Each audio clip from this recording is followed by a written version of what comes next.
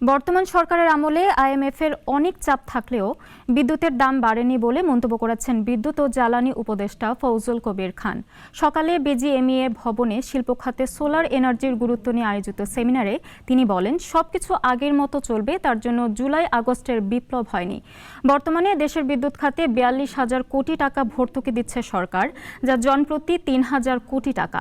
এ সময় জ্বালানি সংকট সমাধান করতে আচরণগত পরিবর্তন আনার কথাও বলেন তিনি। একই সাথে বিদ্যুৎ উৎপাদনের ইটকলের লক্ষ্যমাত্রা বাড়ানোর আহ্বানও জানান এই উপদেষ্টা।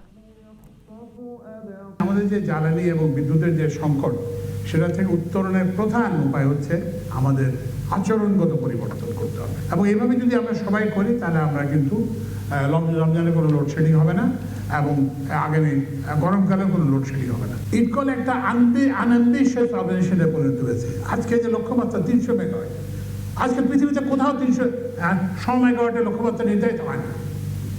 আজকাল সব জায়গাতে এটা লক্ষ্যমাত্রা নির্ধারিত হয় হাজার হাজার মেগাওয়াটে।